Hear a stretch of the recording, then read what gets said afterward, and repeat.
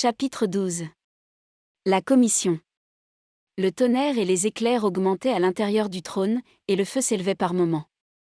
Le témoignage de 2 personnes. Jésus prit la parole. « Père, elle est à moi et appartient à mon royaume. Elle est prête à accomplir la commission que tu lui as confiée. Il s'est avancé vers moi. Je vérifie cette mission, car c'est le témoignage de 2 personnes. Mon Père et moi en sommes témoins. La chaîne d'or. Les énormes mains de lumière de mon Père sont sorties de la zone du trône et ont placé sur moi une grande chaîne d'or, composée de 24 médaillons reliés entre eux. Un médaillon central encore plus grand était suspendu au-dessus de mon cœur. En regardant la chaîne, j'ai réalisé que sous la chaîne, je portais la robe multicolore que Jésus m'avait donnée plus tôt. Le nom de mon Père. Mon Père a alors touché mon front avec sa main. Elle brûlait comme une marque. Mon nom est sur son front, a-t-il dit d'une voix puissante qui ressemblait à des eaux puissantes et impétueuses.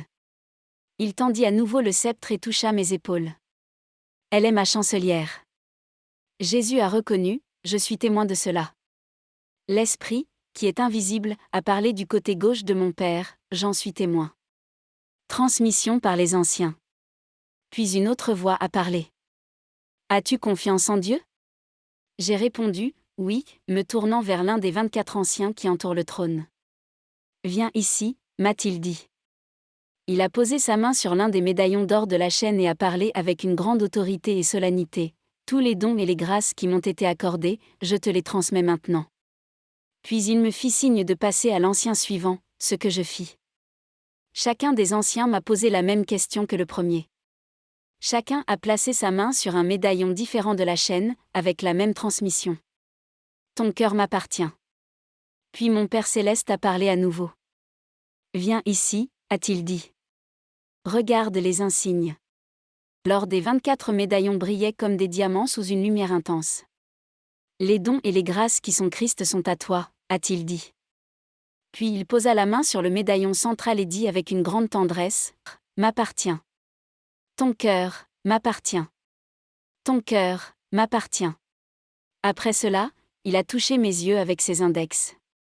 C'était comme un éclair qui me traversait.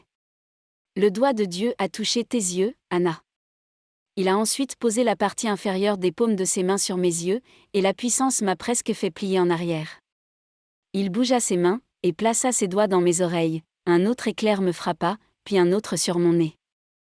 Ouvre ta bouche, dit-il, et il toucha ma langue, brûlante, comme un charbon de l'autel. Lève tes mains, poursuivit-il. Des éclairs ont jailli dans mes doigts et mes paumes. Il a posé ses mains sur mes épaules, puis il a croisé ses mains et les a de nouveau posées sur mes épaules. Il s'est déplacé vers mon cœur et mon diaphragme, mes cuisses et mes genoux, puis Dieu s'est baissé et a posé ses mains sur mes pieds. La puissance les a pénétrés comme des clous. L'épée non de l'homme. Je remets aujourd'hui entre tes mains l'épée qui n'est pas humaine. Cette épée est à 2 tranchants. Elle peut barrer ou ouvrir le chemin de l'arbre de vie. Il s'adressa à une personne proche. Apporte-lui le fourreau. Un ange grand et puissant s'agenouilla et donna le fourreau dans la lumière qui entourait le trône. 2 chérubins se trouvaient de chaque côté de l'ange. Ces chérubins devaient mesurer plus de 2 mètres de haut. Chacun avait 2 visages. L'un des chérubins avait le visage d'un homme à l'avant et d'un lion à l'arrière. L'autre avait le visage d'un aigle devant et d'un bœuf derrière. Chacun avait 2 ailes avec des mains sous leurs ailes. Leurs jambes étaient droites comme celles d'un homme mais se terminaient par des sabots. Des plumes de couleur taupe recouvraient leur corps comme une cotte de mailles en écailles de poisson. Ils étaient pleins d'yeux autour de leur corps et à l'intérieur de leurs ailes. Je n'avais jamais vu d'être céleste qui dégageait autant de terreur et de majesté. Avance, a dit mon Père. Laisse-moi boucler ceci sur toi. Le fourreau était en or pur, très fin, et pendait sur le côté gauche. Maintenant, l'épée, a dit mon Père. De la lumière qui est mon Père sortit la plus belle des épées. Elle semblait avoir une lame d'or blanc ou de diamant et une poignée d'or ornée de bijoux. Je pouvais voir à travers elle. Elle était toute de lumière et de feu, et elle planait dans l'air. Jésus s'est avancé, et lui et mon Père ont posé leurs mains sur elle. Elle brillait encore plus fort. C'était comme si un éclair et un tonnerre ou une explosion s'étaient produits à l'intérieur. Ils ont ensuite retiré leurs mains, et un beau son de musique ou de chant en est sorti. Saisissez-le, a dit mon père. Anna, a dit Jésus, laisse-moi t'aider. Il s'est approché de mon côté droit et a posé sa main sur la mienne. Ensemble, nous avons attrapé l'épée. Il a sauté dans ma main. Jésus m'a souri. Tu peux manier cette épée car nous sommes un. Cette épée est rengainée à l'extérieur, mais elle est aussi cachée à l'intérieur pour la main et la bouche. Soudain, l'épée est devenue un stylo plume d'oie rouge et un encrier plein d'encre d'or. Jésus poursuivit, le Saint-Esprit écrit pour le Père. Le Saint-Esprit est toujours en train d'avancer, jamais d'initier, Anna. De l'eau pure, avec des éclats de feu, a commencé à couler de la plume. Il écrit pour moi et pour le bien du royaume. La plume et l'encrier se sont transformés en épée. Jésus poursuivit, avec l'épée qui n'est pas humaine, les chaînes seront coupées et les jougs de fer rompus. Jachin et Boaz. Mon père a parlé. Jachin et Boaz t'accompagneront maintenant, dit-il en parlant des deux chérubins. Ils gardent l'épée. Ils sont très puissants et très affectueux, ils seront tes amis. Ils s'adressent aux chérubins, gardez bien. Ils s'inclinèrent, puis se retournèrent et s'inclinèrent à nouveau. Leur corps avait deux fronts et pas de dos. Puis mon père a repris la parole, maintenant, Anna, le manteau. Le manteau. Du côté gauche du père, là où le Saint-Esprit avait parlé, sortit un manteau chatoyant qui planait dans l'air. Jachin et Boaz se placent de part et d'autre du manteau. Le manteau était à la fois visible et invisible, comme une toile d'araignée, avec des milliers de lumières à l'intérieur. La matière était comme un souffle, mais un souffle plein de lumière vivante. Le manteau que tu vas porter, dit mon père en indiquant la cape. Le tourbillon. J'ai glissé l'épée dans son fourreau afin d'enfiler la cape. Je m'attendais à ce que Jachin et Boaz m'aident, mais au lieu de cela, un énorme tourbillon s'est agité devant le trône. Le vêtement a tourbillonné dans le tourbillon. Les anges en haut se joignent à lui en volant dans le tourbillon, autour et autour. Le Saint-Esprit confère son propre manteau, a dit mon père. Alors que le manteau commençait à descendre, il y avait des éclairs en son sein. La lumière changea et pulsa autour d'elle, et le Saint-Esprit commença à proclamer par le chant des anges. Le chant de l'Esprit Saint. Que le frôlement des ailes des anges n'aveugle jamais les yeux de ceux qui voient au-delà du voile, pour contempler le paradis. Regardez, regardez au-delà du bord d'or. Regardez au-delà des rues en or. Regardez au-delà de toutes les choses créées. Vers le nouveau, toujours ancien. Toujours vieux et toujours nouveau. Il est l'ancien des jours. L'infini entre ses mains. La lumière éternelle. Dieu compatissant, celui qui est bon. Dieu compatissant et puissant. La vie comme un fleuve, coule de ton trône. Vers ceux qui se détournent de la nuit. Laissez les chérubins dans l'admiration. Les séraphins dans la louange. Comme ceux qui voient au-delà du voile. Le regardent toujours. Regardez, regardez au-delà du cercle d'or. Regardez au-delà des rues d'or. Regardez au-delà de toutes les choses créées. Vers le nouveau, toujours ancien. Alors que le manteau s'approchait de la mer de verre, ce qui semblait être de l'électricité sautait et formait des arcs à l'intérieur du manteau. Les couleurs ondulaient à l'intérieur, comme les couleurs changeantes d'un certain type de méduse dans l'océan. Les deux chérubins ont fait un pas sur le côté pour laisser la place au manteau. Elle était suspendue en l'air devant moi. Que dois-je faire ? J'ai demandé. Attends, Anna, dit mon père. Il y avait un silence dans le ciel. C'était comme si tout retenait son souffle. Tout le monde dans la salle du trône était silencieux. Petit à petit, avec une brise douce et agréable, le vêtement s'est déplacé vers moi. J'ai tendu les bras comme si quelqu'un allait m'aider à enfiler un manteau. Le manteau était chatoyant. C'était comme un souffle. En m'y glissant, cependant, je me suis rendu compte que je devenais transparent, invisible à certains endroits. Les seules parties de moi que l'on pouvait voir étaient mes mains, mes pieds et ma tête. Avant que je puisse réfléchir davantage, Jésus m'a dit, « Anna, prends ceci. » « Qu'est-ce que c'est ?» J'ai demandé. « Les chaussures. »« Chaussures de marsouin », a-t-il dit. J'ai senti que c'était un jeu de mots sur le mot raison, mais je ne savais pas pourquoi. Note de la rédaction, marsouin se dit purepoise en anglais, et raison qui se dit en anglais purpose, ressemble à purepoise, fin de note. Je les ai regardées, elles aussi étaient en tulle de soie.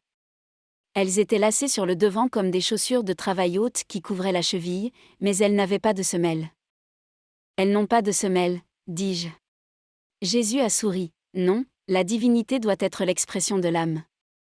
Il semblait apprécier son jeu de mots.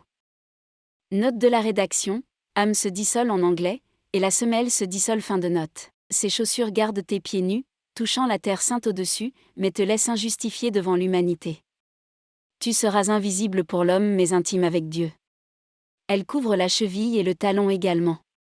L'invisibilité travaillera la croix dans ta vie au point qu'il n'y aura pas de talon exposé ni aucune force dans l'homme naturel affiché. Je me suis assise sur la mer de verre pour les enfiler. Ce sont les chaussures les plus étranges que j'ai jamais vues, ai-je dit. Oui, répondit Jésus. Peu de gens veulent les porter. Elles ne sont plus à la mode. Est-ce qu'elles tiendront? J'ai ri. Oui, à moins que tu ne les enlèves toi-même.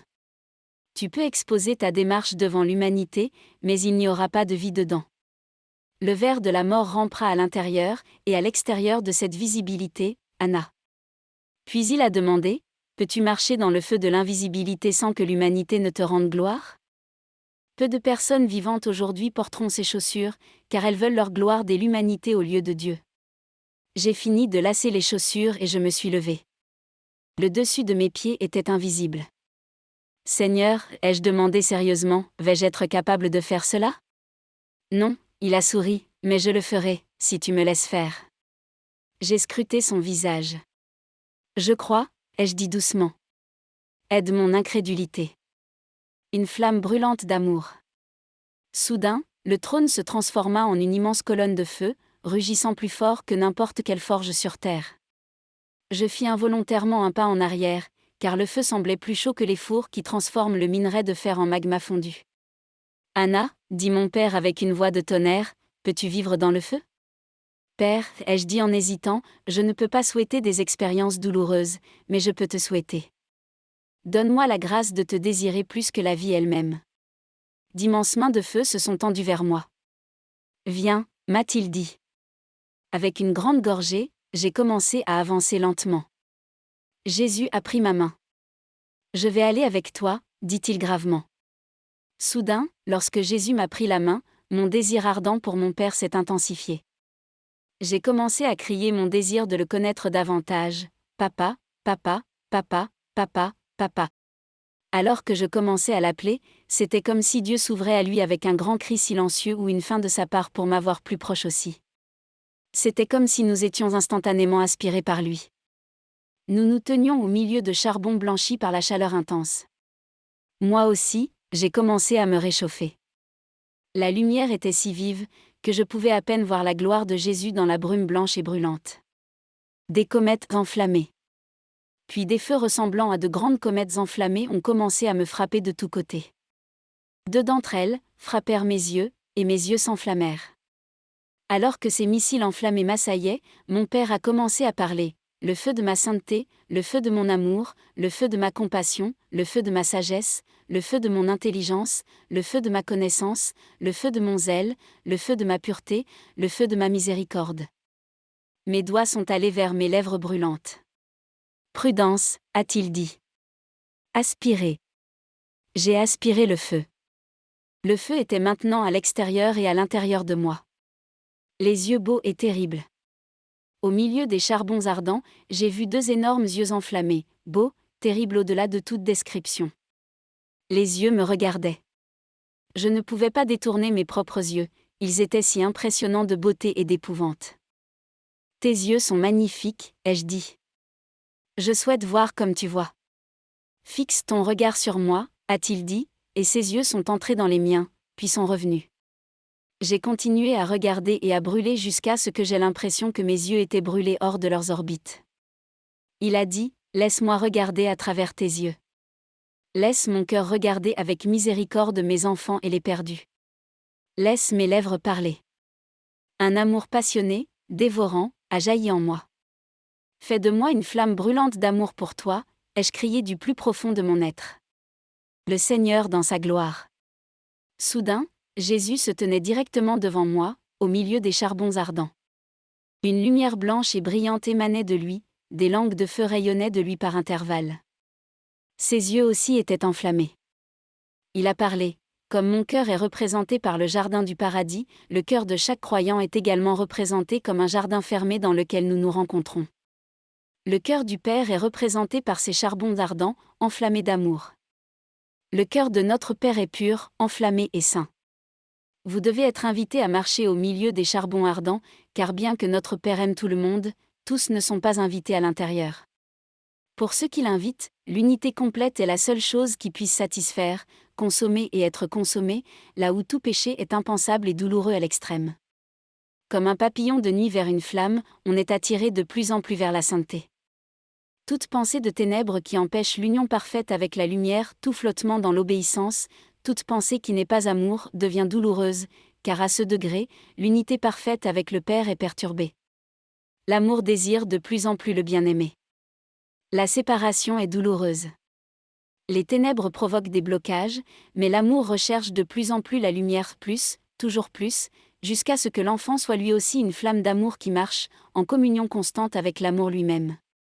Mon cœur aspire à mon Père dans des multiplications toujours plus grandes. Son amour me consume, et j'ai faim et soif de plus.